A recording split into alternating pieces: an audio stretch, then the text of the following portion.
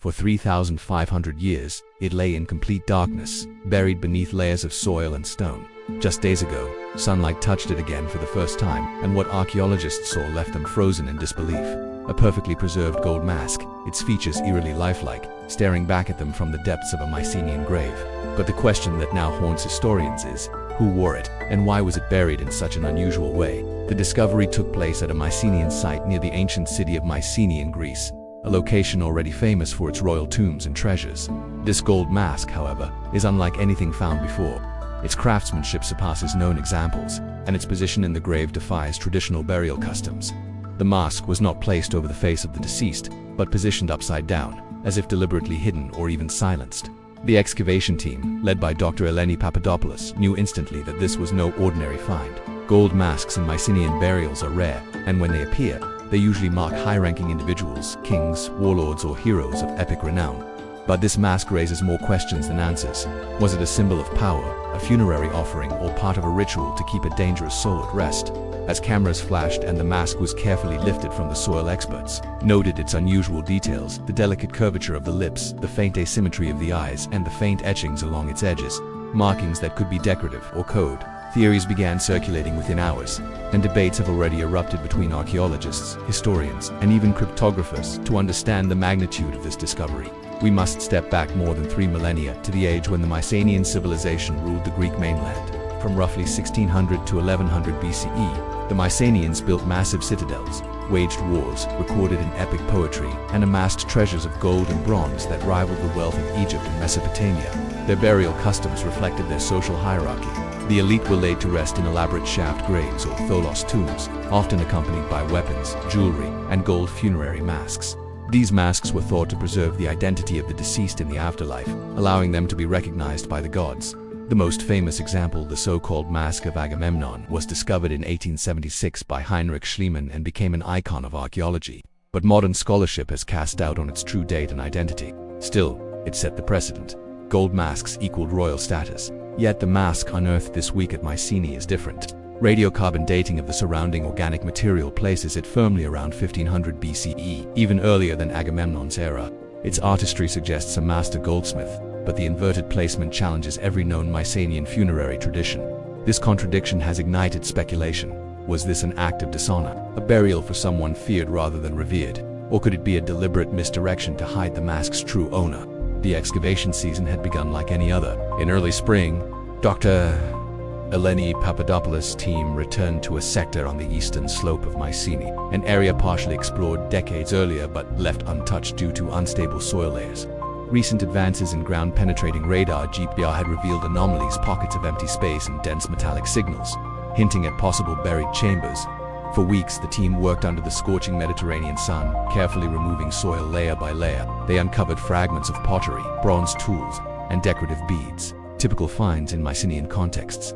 But it was on the morning of the 18th day that something unusual emerged, a flat, reflective glint deep in the trench. At first, they assumed it was a piece of polished bronze, but as the soil was brushed away, a rich golden hue began to shine through. The trench grew silent.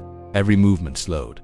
Dr. Papadopoulos crouched at the edge, directing the fine brushes herself. Slowly, the curved outline of a human face appeared, but inverted, the chin pointing upwards toward the surface. This was no accidental placement, it was intentional. The team photographed every stage, aware that the positioning could hold symbolic meaning. "It's like someone wanted to hide the face from the world," whispered one of the archaeologists. Soil samples were taken immediately to avoid contamination, and a protective canopy was erected to shield the find from both sunlight and curious onlookers. Over the next hours, the mask was freed from the soil. Its weight was heavier than expected for its size, suggesting it was hammered from thick gold sheet. When lifted into the light, its facial features seemed almost alive. The eyes, though closed, appeared to carry tension. The lips, slightly parted, gave the impression of speech interrupted. When the gold mask finally emerged in full, the trench seemed to hold its breath. No one spoke for several seconds. The glint of the afternoon sun danced across its polished surface, throwing warm light onto the surrounding stones and the faces of the archaeologists who stood transfixed. Dr. Papadopoulos gently held the artifact, her gloved hands trembling slightly. Even through the layers of nitrile and cotton, she could feel the cold weight of history pressing against her palms. "This is extraordinary," she murmured, barely above a whisper. A young graduate student, Marcos, broke the silence. "It's heavier than it should be, almost like it's more than just gold." His comment drew curious glances. The team quickly moved the mask onto a padded display tray for temporary storage. The initial field examination revealed several peculiarities. The mask's reverse side bore faint tool marks, as though it had been repaired or reworked. A series of tiny triangular notches lined the inner rim, invisible unless held at a certain angle. The gold alloy contained subtle reddish tones, hinting at the presence of copper, a detail that might help identify its origin. Already, theories began to form. Was the mask ceremonial, or had it once been worn in life? If ceremonial, why the inverted burial, and if it had been worn by whom? A local journalist, tipped off by whispers from the dig site, arrived at the edge of the excavation with a camera crew. The team's media liaison stepped in quickly, explaining that no public statements would be made until further analysis was conducted, but the glimmer of gold in the background was enough. By nightfall, rumors were already circulating online, with some claiming it was the true mask of Agamemnon and others suggesting it was evidence of an unknown Mycenaean dynasty. As the team expanded the excavation area around the mask's burial chamber, they expected to find the usual grave goods, pottery shards, weapon fragments, perhaps some jewelry. Instead, they uncovered something far stranger, a cluster of small, perfectly spherical stones, each no larger than a marble, arranged in a tight circular pattern near where the skull of the buried individual should have been. The stones were unlike any local geological formation, smooth, almost glassy, with a faint metallic sheen under the sun. Dr. Papadopoulos examined them with a magnifying lens and noted microscopic etchings, deliberate markings, possibly symbolic or numeric. What on earth? Murmured one of the artifact specialists. Further digging revealed that the burial chamber was unusually small for a high-status tomb. There were no weapons, no armor, no extravagant offerings apart from the mask and these enigmatic spheres. It was as if the mask itself was the centerpiece, and everything else had been deliberately removed, or had never been there in the first place. This was the first major deviation from traditional Mycenaean elite burials. Typically, such graves were overflowing with status symbols, swords with gold hilts, ornate drinking vessels, intricately inlaid daggers. Here, the emptiness was deafening. One theory began to take root among the team. The person buried here may have been a political or religious figure of great importance, but one whose death was surrounded by scandal or fear. The inverted mask and the strange stones could be part of a ritual to contain rather than honor the deceased. On the third day after the mask was unearthed, the excavation team decided to probe deeper beneath the burial platform. It was a risky move.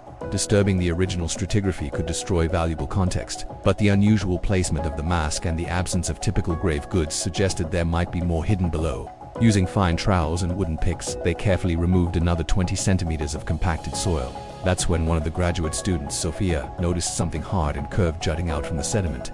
At first glance, it appeared to be a fragment of a bronze vessel, but as the earth gave way, the object's shape became clearer. It was a thin, elongated strip of metal, intricately engraved with symbols that no one recognized.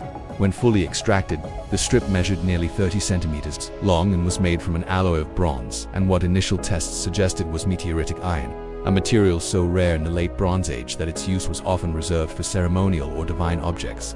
The engravings were arranged in repeating patterns, alternating between geometric shapes and what looked like stylized human figures. One section depicted a face elongated, with almond-shaped eyes, that bore a faint resemblance to the mask itself. But the most unsettling feature was on the reverse side, a set of 3 parallel grooves running the length of the strip, each filled with a compacted black substance. Laboratory analysis would later reveal that this substance was organic, possibly plant-based, and still chemically active after 3,500 years. Dr. Papadopoulos stared at the object in silence for a long moment. Then she looked at her team and simply said, "This changes everything." The bronze meteoritic iron strip quickly became the centerpiece of the investigation. At the on-site laboratory tent, specialists began a detailed examination under high magnification imaging and X-ray fluorescence (XRF) scanning. The geometric engravings, interlocking triangles, spirals, and concentric circles matched certain motifs seen in Mycenaean pottery, but with subtle deviations that hinted at an outside influence. The stylized human figures, however, were unlike anything in known Mycenaean art. Their proportions were elongated, the limbs thin, almost stick-like, and the faces lacked mouths entirely. Dr. Helena Kostas, an expert in Aegean symbolism, suggested a startling possibility. These might not be human at all. They could represent spirits, deities, or even enemies described in oral tradition. Entities the Mycenaeans feared. The depiction of the mask-like face on the strip drew particular attention. Its resemblance to the actual gold mask was too precise to dismiss as coincidence.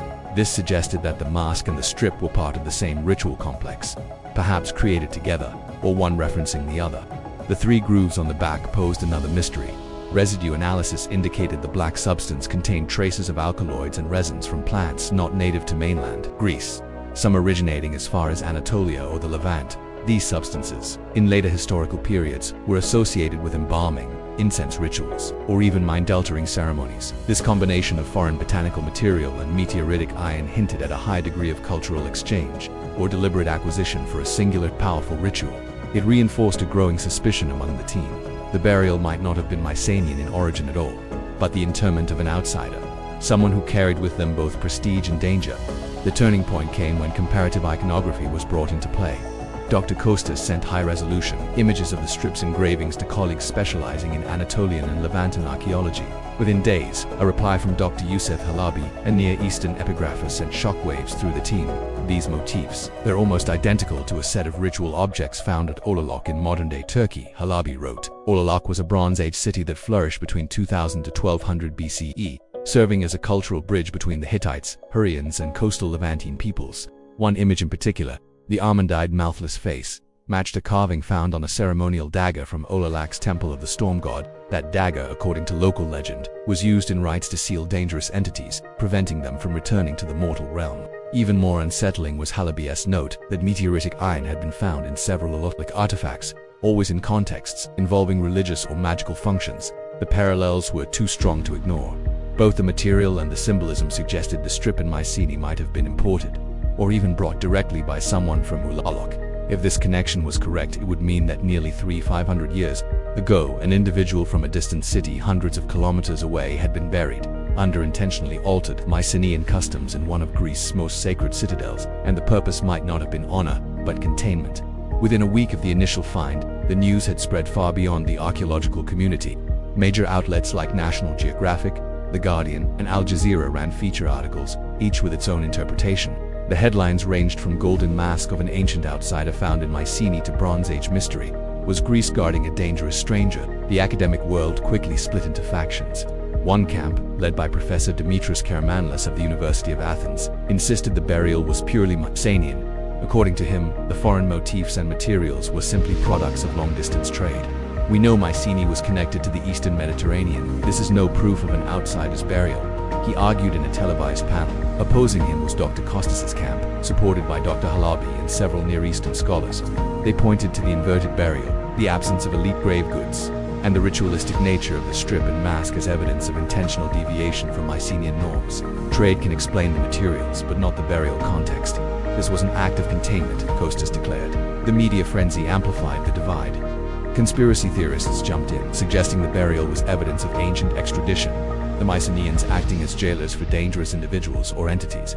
Some fringe blogs even linked the almond-eyed face to extraterrestrial contact, citing the meteoritic iron as cosmic proof. The Greek Ministry of Culture issued a cautious statement, acknowledging the find's importance but urging patience until full analysis was complete. Behind the scenes, however, tensions mounted. If the outsider theory gained traction, it could force a reevaluation of Mycenae's role in the late Bronze Age from a center of power to a keeper of ancient secrets. If the outsider burial theory holds true, it could rewrite several core assumptions about the late Bronze Age and the Aegean. Traditionally, Mycenae has been viewed as a fiercely independent power, a kingdom that absorbed foreign influence through trade and conquest, but whose cultural identity remained distinct. However, this burial suggests something far more complex, that Mycenae may have been part of a broader, cooperative network of powers in the Eastern Mediterranean, not just trading goods, but sharing, or even outsourcing sensitive political and spiritual responsibilities. The potential implications are staggering. If Mycenae was a place where dangerous foreign dignitaries, exiles, or ritual prisoners were sent, it would mean the city played a covert role in maintaining the balance of power across multiple civilizations. This kind of arrangement would require diplomacy, trust, and above all, secrecy. From a religious standpoint, the evidence of containment rituals connects Mycenae to a wider web of shared mythologies and fears. The almond-eyed face may symbolize an archetype present in multiple cultures, a figure associated with power, taboo, or cosmic threat. That connection might explain why such a figure, if real, had to be bound by ritual in a foreign land. Modern parallels are hard to ignore, just as certain nations today act as intermediaries or neutral grounds for sensitive negotiations. Perhaps Mycenae was once the hidden vault of the ancient world, a place where troubling individuals or dangerous relics could be kept away from their homeland. Although the excavation of the Mycenae burial became a media sensation, the public rarely saw the difficulties and dangers the team faced on site. The first challenge was structural instability. The burial pit, carved into a slope of weathered limestone, was prone to fractures. Every time a tool struck stone, there was a risk of collapse. To mitigate this, the team erected a temporary steel frame and used vibration sensors to monitor even the slightest shifts in the rock. Then came environmental hazards. The summer heat in Argolis often reached over 38 degrees Celsius, 100 degrees Fahrenheit. Inside the tented excavation area, the temperature soared even higher, threatening both the team's stamina and the preservation of the fragile artifacts. Humidity fluctuations could crack the meteoritic iron ore, cause corrosion in the gold leaf. They had to maintain a controlled microclimate, balancing airflow, temperature, and humidity 24/7. An unexpected obstacle appeared in the form of local wildlife. A nest of venomous vipers was discovered in a crevice just meters from the burial pit. Work had to be halted while trained handlers removed the snakes. A tense reminder that the past isn't the only danger on an archaeological site. There were also political and logistical pressures. The site's increasing fame drew journalists, government officials, and even foreign delegations, all eager for a closer look. Each visit meant delays, and each delay meant the risk of losing vital context due to exposure. Meanwhile, funding agencies pushed for faster results, creating a tug-of-war between scientific rigor and public demand. Perhaps the greatest difficulty was psychological. As days stretched into weeks, the intensity of the find weighed on the team. Several members reported vivid dreams of almond-dyed figures and ancient chants. Whether these were the products of stress, suggestion, or something stranger, no one could say. But it added a subtle, unnerving edge to the work, as if the burial itself resisted being disturbed. The Mycenae outside a burial is more than just an archaeological curiosity. It's a puzzle that challenges the very way we understand the late Bronze Age. The gold mask, the meteoritic iron strip, the inverted body, and the mysterious engravings all point toward a ritual or purpose that transcends ordinary burial customs. Whether this individual was a political prisoner, a religious exile, or something stranger, their presence in Mycenae suggests connections and agreements that span vast distances and cultures. It hints at a Mediterranean world bound together not just by trade, but by shared fears, responsibilities, and perhaps even threats. For historians, this find is a reminder that history is not a fixed narrative. Every new discovery, especially one as unique as this, forces us to reconsider what we thought we knew. For the public, it's a story that blends the allure of ancient gold with the thrill of mystery and the weight of possible danger. Yet, many questions remain unanswered. Who exactly was this person, and why were they buried so far from home? What was the true meaning behind the almond-dyed symbol? Were the artifacts meant to honor, protect, or imprison? Until more analysis is complete, and perhaps until more sites like this are found, these questions will remain open. But one thing is certain. The Mycenae burial has already taken its place among the most enigmatic finds of our time. If you've made it this far, you've journeyed with us through one of the most mysterious burials ever uncovered in the ancient world. From the gold mask and meteoritic iron to the possible intercontinental alliances, every piece of this puzzle brings us closer, yet somehow farther, from the truth. And this is just one chapter. Across the Mediterranean there are other sites with whispers of similar practices, strange symbols, exotic materials, and the same haunting almond-dyed faces. Could they all be connected? In our next episode, we'll take you to the windswept shores of Cyprus, where a tomb sealed for nearly 3,200 years was found to contain something even more unsettling than the Mycenae burial. If you thought this story was chilling, wait until you see what was waiting behind those stone slabs.